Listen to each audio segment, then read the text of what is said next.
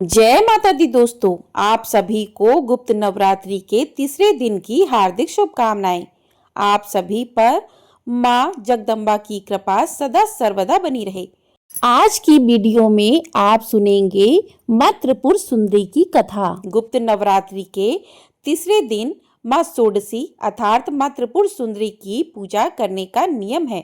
अगर कोई सच्चे मन से माँ त्रिपुर सुंदरी की पूजा करता है तो उसके जीवन की सारी समस्याएं दूर हो जाती हैं और ऐसे भक्त को सुख और समृद्धि की प्राप्ति होती है।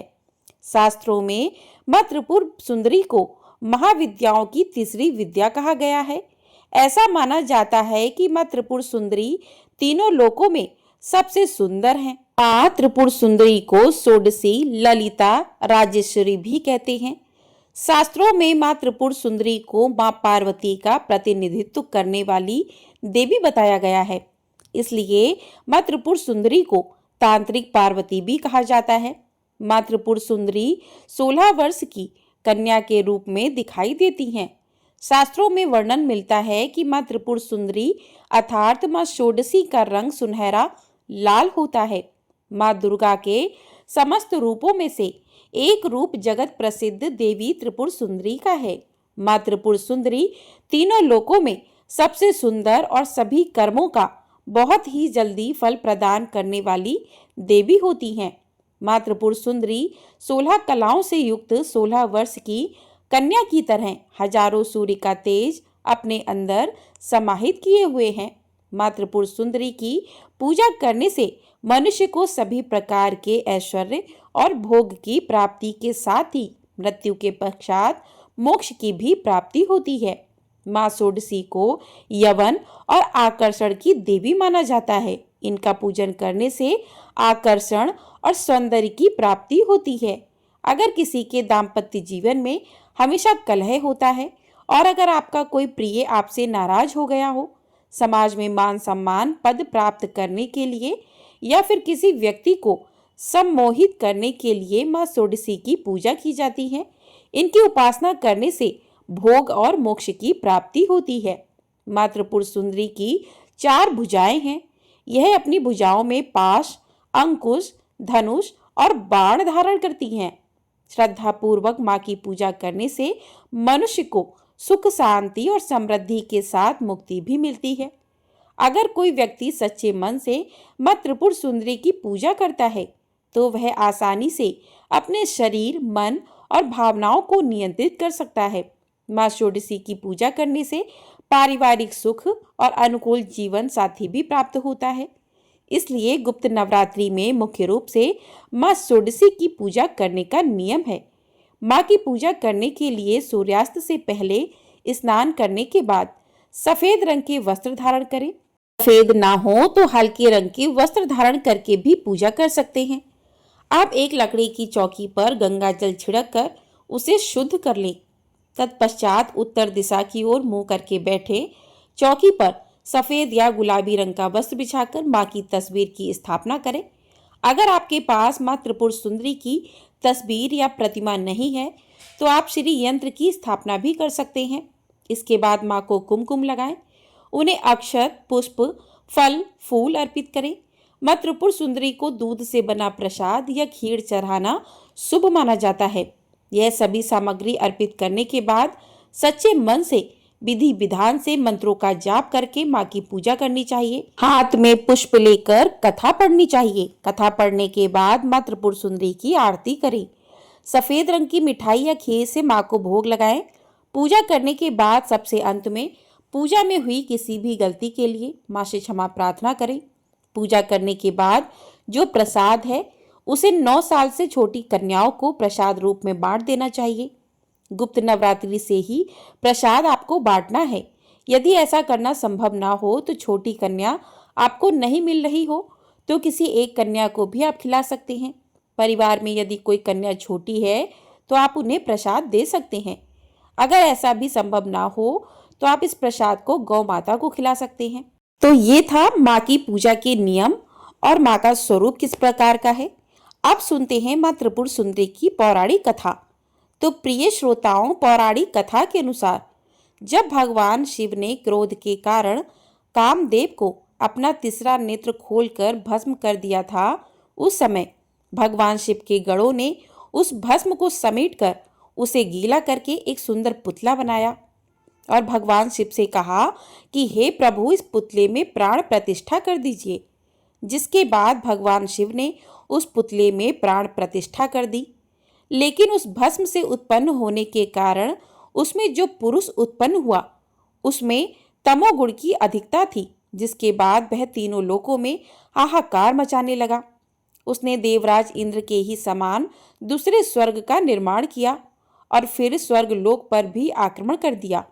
जिसके बाद देवराज इंद्र देवर्षि नारद के पास गए। उपाय के रूप में नारद जी ने उन्हें आदिशक्ति की विधिवत रक्त और मांस से पूजा करने के लिए कहा। देवराज इंद्र ने ऐसा ही किया, जिसके बाद देवी त्रिपुर सुंदरी का जन्म हुआ और फिर त्रिपुर सुंदरी अर्थात मां षोडशी ने उस असुर का वध करके देवताओं को स्वर्गलोक की वापसी प्राप्त कराई। प्रेम से बोलिए मां त्रिपुर सुंदरी की जय। तो इस प्रकार से त्रिपुर सुंदरी की कथा पूर्ण हुई।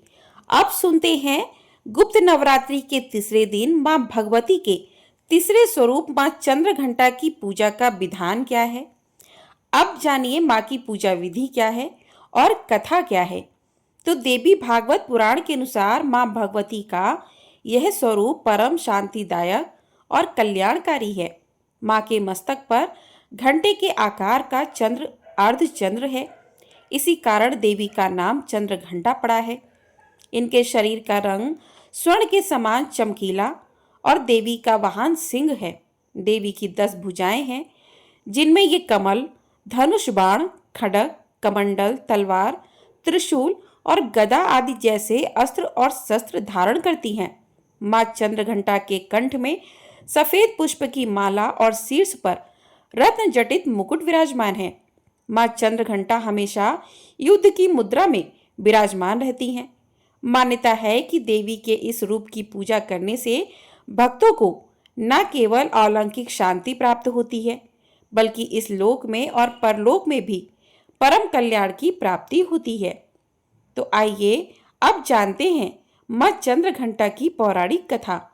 तो प्रिय श्रोताओं, पौराणिक कथा के अनुसार एक बार महिषासुर नाम के एक दैत्य ने स्वर्गलोक पर आक्रमण कर दिया और उसने देवराज इंद्र को युद्ध में हराकर स्वर्गलोक पर भी अपना अधिकार कर लिया। युद्ध में हारने के बाद सभी देवता इस समस्या के निवारण के लिए त्रिदेवों यानी ब्रह्मा, विष्णु और महेश के पास गए।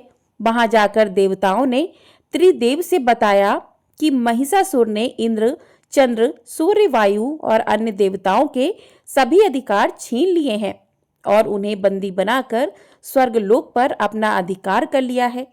महिषासुर के अत्याचार के कारण देवताओं को अब धरती पर निवास करना पड़ रहा है। देवताओं की यह बात सुनकर त्रिदेवों को अत्यधिक क्रोध आ गया और उनके मुख से एक ऊर्जा उत्पन्न हुई। इसके बाद यह ऊर्जा 10 दिशाओं में जाकर व्याप्त हो गई। उसी समय वहां पर देवी चंद्रघंटा ने अवतार लिया। भगवान शिव ने उन देवी को अपना त्रिशूल और भगवान श्री विष्णु के चक्र दिए। इसी तरह अन्य देवताओं ने भी मां चंद्रघंटा को अस्त्र शस्त्र प्रदान किए। इंद्र ने मां को अपना वज्र और घंटा प्रदान किया। सूर्यदेव ने मां को अपना दिव्य तेज और तलवार दिए। इसके बाद देवी चंद्रघंटा को सवारी के लिए शेर भी दिया गया। अब मां चंद्रघंटा अस्त्र शस्त्रों से सुसज्जित होकर महिषासुर से युद्ध करने के लिए निकल पड़ी। मां चंद्रघंटा का रूप इतना विशालकाय था कि उनके इस स्वरूप को देखकर महिषासुर अत्यंत डर गया। महिषासुर ने अपने असुरों को मां चंद्रघंटा पर आक्रमण करने के लिए कहा। सभी असुर देवी से युद्ध करने के लिए मैदान में उतर गए। मां चंद्रघंटा के मस्तक पर विराजमान घंटे की टंकार से जाने कितने ही असुर मूर्छित हो गए, कितने ही भयभीत होकर भाग गए और ना जाने कितने ही असुर सुनने की शक्ति खो बैठे। और तब मां चंद्रघंटा ने देखते ही देखते उन सभी असुरों का संहार कर दिया। महिषासुर अपनी पूरी ताकत के साथ देवी के साथ युद्ध करता रहा और अंत में देवी ने महिषासुर का भी वध कर दिया।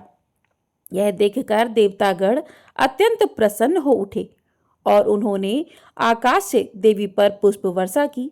आकाश में दुदुम्बियां बज उठी और इस प्रकार चारों ओर शांति ही शांति छा गई।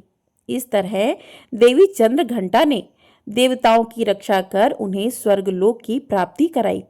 तो एक बार प्रेम से बोलिए माता चंद्रघंटा की जय। तो इस प्रकार से माँ चंद्रघंटा की कथा पूर्ण हुई।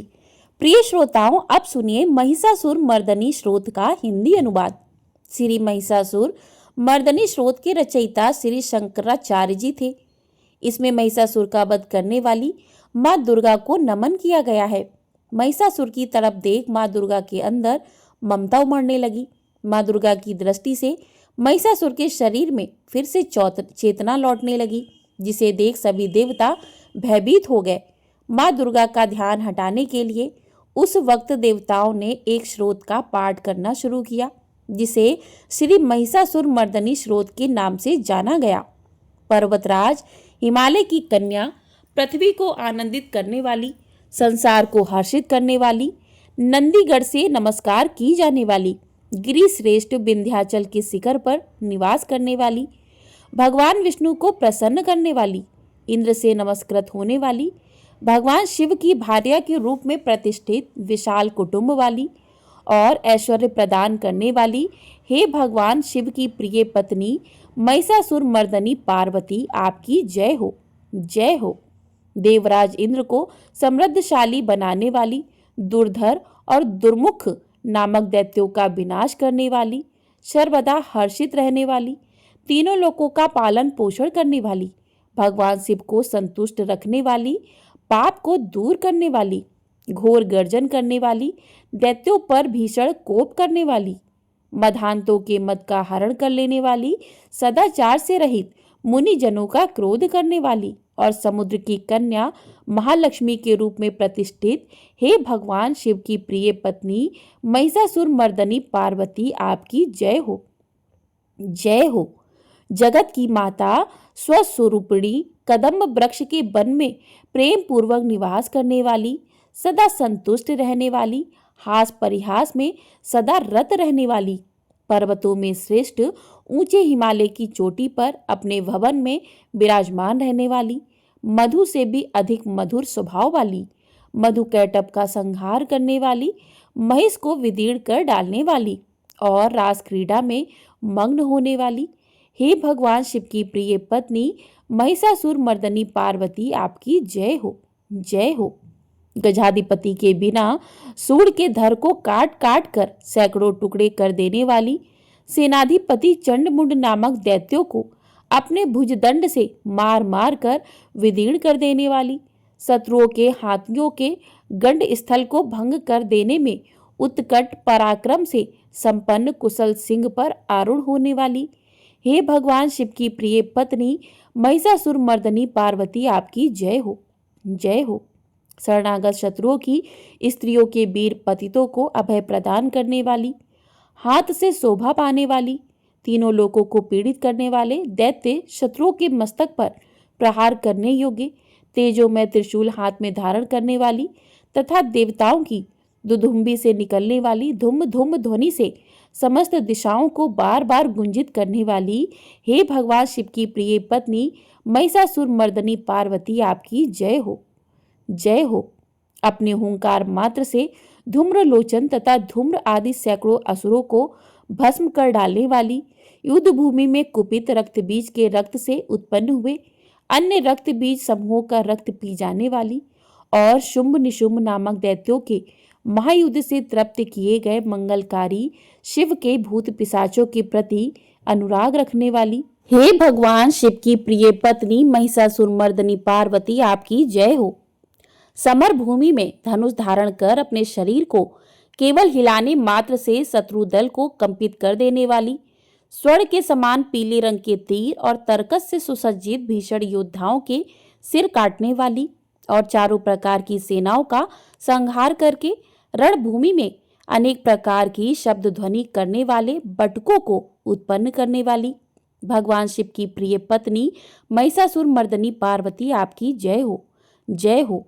देवंगनाओं के तथा थेई थेई आदि शब्दों से युक्त भावमय नृत्य में मग्न रहने वाली, कुकुथा आदि विविध प्रकार की मात्राओं वाले तालों से युक्त आश्चर्यमय गीतों को सुनने में लीन रहने वाली और मृदंग की धुंधुकुट धुदुत आदि गंभीर ध्वनि को सुनने में तत्पर रहने वाली हे भगवान शिव की प्रिय पत्नी महिषासुर मर्दनी पार्वती आपकी जय हो।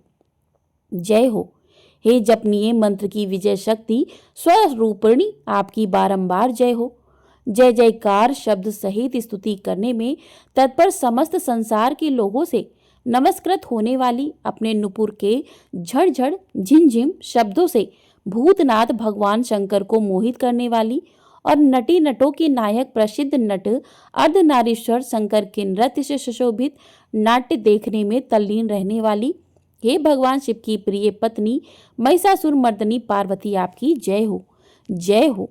प्रसन्नचित तथा संतुष्ट देवताओं के द्वारा अर्पित किए गए पुष्पों से अत्यंत मनोरम कांति धारण करने वाली निशाचरों को वर प्रदान करने वाले शिव जी की भार्या रात्रि शुक्त से प्रसन्न होने वाली चंद्रमा के समान मुखमंडल वाली और सुंदर नेत्र वाली कस्तूरी मृगों में व्याकुलता उत्पन्न करने वाले भौरों से तथा भ्रांति को दूर करने वाले ज्ञानियों से अनुसरण की जाने वाली हे भगवान शिव की प्रिय पत्नी महिषासुर मर्दनी पार्वती आपकी जय हो। महनीय महायुद्ध के श्रेष्ठ वीरों के द्वारा घुमावदार तथा कलापूर्ण ढंग से चलाए गए भालों के युद्ध के निरीक्षण में चित्त लगाने वाली कृत्रिम लताग्रह का निर्माण कर उसका पालन करने वाली स्त्रियों की वस्ती में झिल्लिक नामक वाद्य विशेष बजाने वाली भिल्लिनियों के समूह से सेवित होने वाली तथा कान पर रखे हुए विकसित सुंदर रक्तवर्ण तथा श्रेष्ठ कोमल पत्तों से सुशोभित होने वाली हे भगवान शिव की प्रिय पत्नी महिषासुर मर्दनी पार्वती आपकी जय हो। जय हो। सुंदर दंत पंक्ति वाली स्त्रियों के उत्कंठापूर्ण मन को मुग्ध कर देने वाले कामदेव को जीवन प्रदान करने वाली निरंतर मद चूते हुए गंड स्थल से युक्त मदोन्मत गजराज के सादृश्य मंथर गति वाली और तीनों लोकों के आभूषण स्वरूप चंद्रमा के समान कांति युक्त सागर कन्या के रूप में प्रतिष्ठित हे भगवान शिव की प्रिय पत्नी महिषासुर मर्दनी पार्वती आपकी जय हो। जय हो। कमल दल के सादृश्य वक्र निर्मल और कोमल शांति से परिपूर्ण एक कला वाले चंद्रमा से सुशोभित उज्ज्वल ललाट पलट वाली संपूर्ण विलासाओं और कलाओं की आश्रयभूत मंद गति तथा क्रीड़ा से संपन्न राजहंसों के समुदाय से सुशोभित होने वाली और भौरों के सादृश्य काले तथा सघन केशपास की चोटी पर शोभायमान मौल श्री पुष्पों की सुगंध से भ्रमर समूहों को आकृष्ट करने वाली हे भगवान शिव की प्रिय पत्नी महिषासुर मर्दनी पार्वती आपकी जय हो। जय हो। आपके हाथ में सुशोभित मुरली की ध्वनि सुनकर बोलना बंद करके लाज से भरी हुई कोकिल के प्रति प्रिय भावना रखने वाली भौरों के समूह की मनोहर गूंज से सुशोभित पर्वत प्रदेश के निकुंजों में बिहार करने वाले और अपने भूत तथा भिल्लनियों आदि गढ़ों के नृत्य से युक्त क्रीडाओं को देखने में सदा तल्लीन रहने वाली हे भगवान शिव की प्रिय पत्नी महिषासुर मर्दनी पार्वती आपकी जय हो। जय हो। अपने कटी प्रदेश पर सुशोभित पीले रंग के रेशमी वस्त्र की विचित्र कांति से सूर्य की प्रभा को तिरस्कृत कर देने वाली सुमेरु पर्वत के समान शिखर पर मदोन्मत गर्जना करने वाले हाथियों के गंड स्थल के समान वक्ष स्थल वाली और आपको प्रणाम करने वाले देवताओं तथा दैत्यों के मस्तक पर स्थित मणियों से निकली हुई किरणों से प्रकाशित चरण नखों में चंद्रमा सादृश्य कांति धारण करने वाली हे भगवान शिव की प्रिय पत्नी महिषासुर मर्दनी पार्वती आपकी जय हो। आपकी जय हो। हजारों हस्त नक्षत्रों को जीतने वाले सहस्त्र किरणों वाले भगवान सूर्य के एकमात्र नमस्करणीय देवताओं के उद्धार हेतु युद्ध करने वाले तारकासुर से संग्राम करने वाले तथा संसार सागर से पार करने वाले शिव जी के पुत्र कार्तिकेय से प्रणाम की जाने वाली और राजा सूरत तथा समाधि नामक वैश्य की सात विकल्प समाधि के समान समाधियों में सम्यक जपे जाने वाले मंत्रों में प्रेम रखने वाली हे भगवान शिव की प्रिय पत्नी महिषासुर मर्दनी पार्वती आपकी जय हो। आपकी जय हो।